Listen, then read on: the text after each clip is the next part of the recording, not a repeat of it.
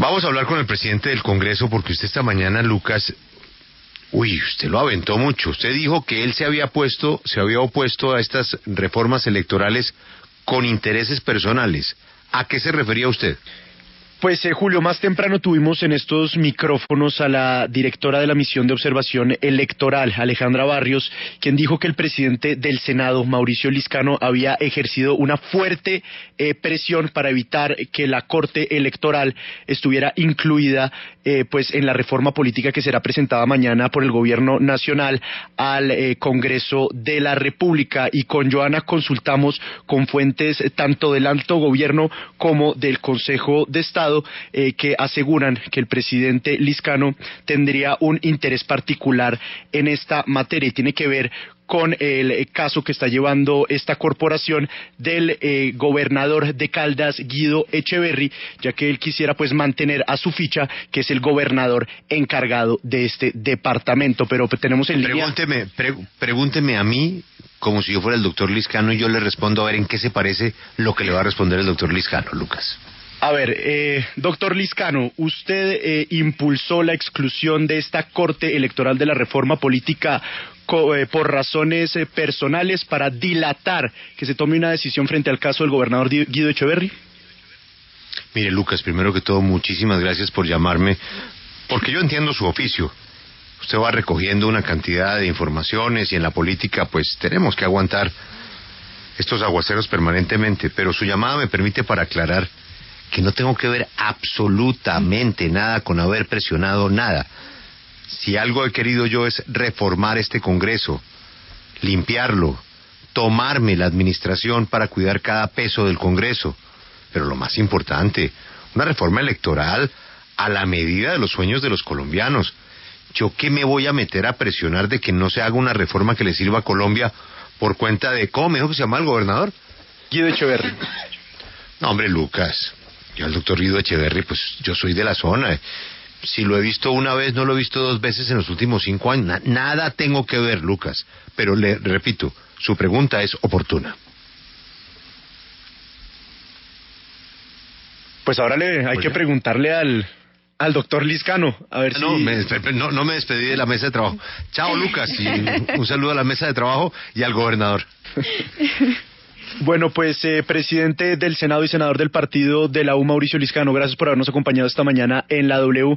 Y pues la pregunta que ya le formulé a Julio, ¿cuál fue el interés detrás de excluir esta Corte Electoral de la reforma política que presentará el gobierno?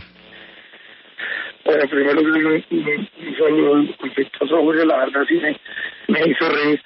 Pero, mire, el tema de la Corte Electoral es una posición política en la cual yo me opuse con todas las fuerzas de mi corazón.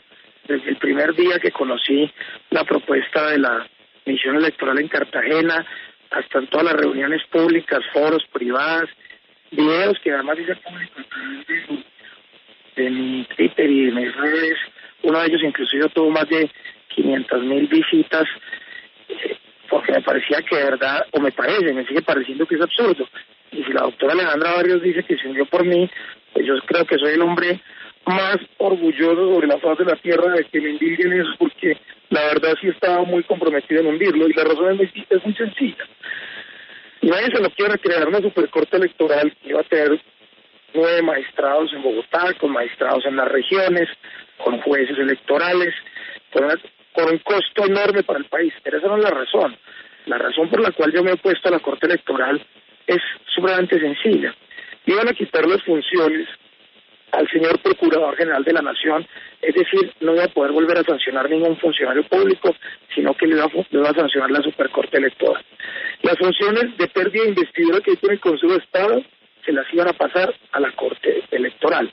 Las funciones judiciales del Procurador General de la Nación, las funciones de sanciones fiscales del Contralor General de la Nación, se las iban a pasar a esa Supercorte Electoral. Le iban a pasar además la doble instancia, y como si fuera poco, la judicialización de los partidos. Es decir, cuando usted se iba a presentar a una elección, esa carta podía investigar su partido, quitarle el aval, no darle el aval, y después del electo tenía una cosa que llamaban ellos en tiempo real, y era que en 60 días esa Supercorte Electoral podía ratificaron en su elección. Yo el día que conocí eso dije, mire, este es el absurdo más grande para la democracia colombiana. 9 tipos con ese poder de sancionar partidos de la doble instancia, quitar las funciones a la Procuraduría, a la decisión quinta del Consejo de Estado y a la Contraloría, pues lo que van a terminar haciendo es arrodillando la democracia. O sea, eso sí va a ser el cuarto poder más absurdo del mundo, además por unos costos enormes y con algo además que en Colombia, y se lo escuchó al fiscal la semana pasada, que hay que empezar a analizar, y es que en Colombia todo el mundo quiere crear su propia justicia. Entonces, los grandes empresarios no acuden a la justicia ordinaria porque tienen los tribunales de arbitramiento. Las FARC no ven la justicia ordinaria porque no confían en ellas, tienen su propia jurisdicción.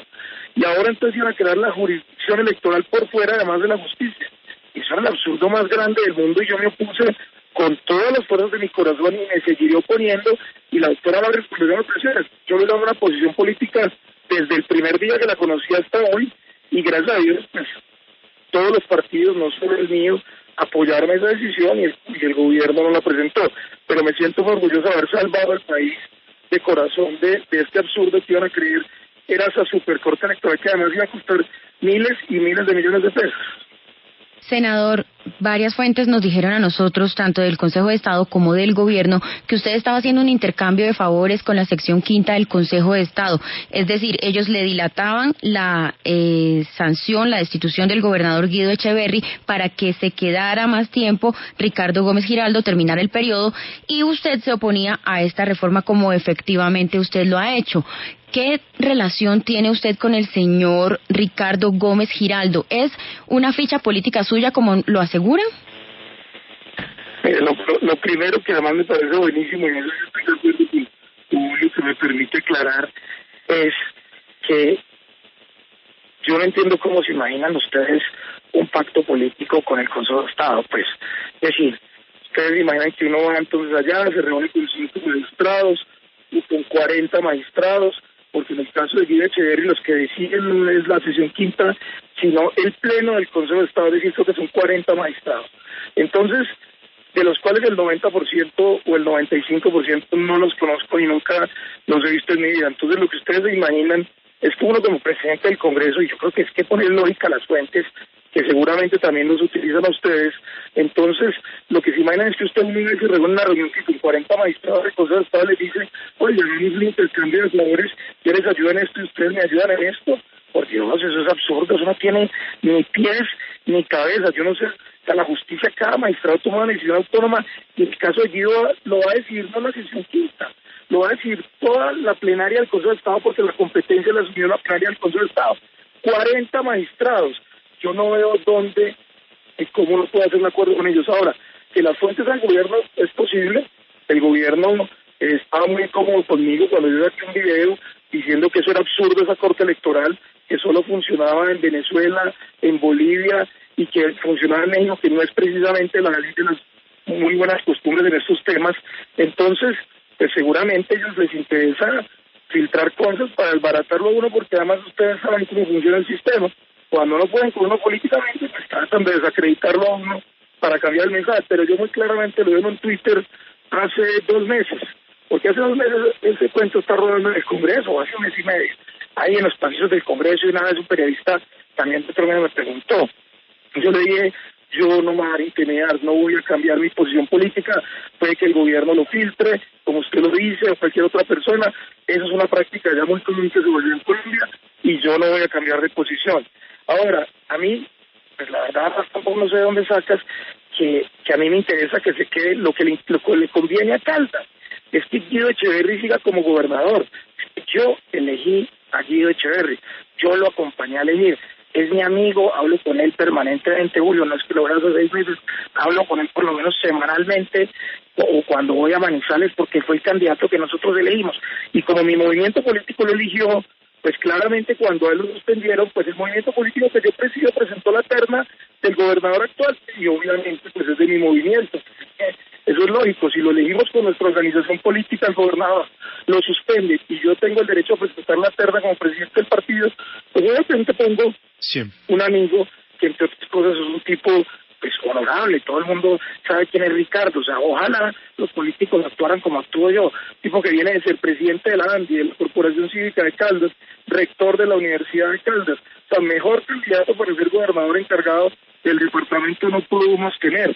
Entonces, pues yo sí creo que, entiendo que su función es Pilar Delgado, pero en este caso, pues creo que las fuentes se equivocaron y ahí está claramente mi posición. Senador Lizcano, en estos micrófonos Alejandra Barrios dijo que le parecía curioso que usted se opuso a esta corte electoral incluso antes de haber conocido el texto de la misión electoral especial. ¿Esto es cierto? La misión electoral especial nos presentó como un borrador en Cartagena, donde estuvo el presidente de la República y los presidentes de los partidos. Ese día, casi que al minuto, la primera persona que levantó la mano fui yo y les dije: eso es una defecia. Y ahí están los medios y hay testigos 40 personas. No me enteré porque ellos mismos nos presentaron el texto. Ahora, que ellos después cambiaron algunas cosas, no de la Corte, sino de otras cosas en las cuales yo estoy de acuerdo. Como también les dije que estaba de acuerdo en las propuestas de financiación, en la lista cerrada. Es decir, a mí cosas de la lista electoral que me gustaban, otras cosas que no me gustaban, y eso fue fundamentalmente. Ahora, desde ese día en Cartagena fue el primer día que nos presentaron el texto. Antes yo, ¿cómo iba a conocer eso? O sea, lo conocimos todos al mismo tiempo, y desde Cartagena hasta varios foros que he hecho, cosas en Twitter, yo me he opuesto a la Corte Electoral. Y insisto, si la Corte Electoral se hundió por mí, pues soy el colombiano más feliz del mundo y creo que he cumplido mi misión de salvar no solo la democracia colombiana de ese superpoder que le iban a poder arrodillar. Imagínense un presidente, lo tengan que ratificar la elección 30 días después y que puedan sancionar partidos, judicializar la política, doble instancia, funciones jurisdiccionales, funciones de la Procuraduría, funciones de la Contraloría. Entonces, eso yo creo que es una posición política clara que se sigue defendiendo, y yo espero pues que se me respete mi posición política, y agradezco y estoy muy contento que el gobierno pues no lo haya presentado. Ahora, esa no fue una posición que solo la dije yo, muchos partidos coincidieron en esa posición. Es más, no vi ningún partido que la saliera a defender. Entonces, porque además era un verdadero absurdo. Bueno, pues senador Mauricio Lizcano, presidente del Congreso de la República, muchas gracias por habernos acompañado esta mañana en la W y haber hecho estas aclaraciones frente a la reforma política que presentará mañana el Gobierno Nacional en la Cámara de Representantes. A ustedes muchas gracias,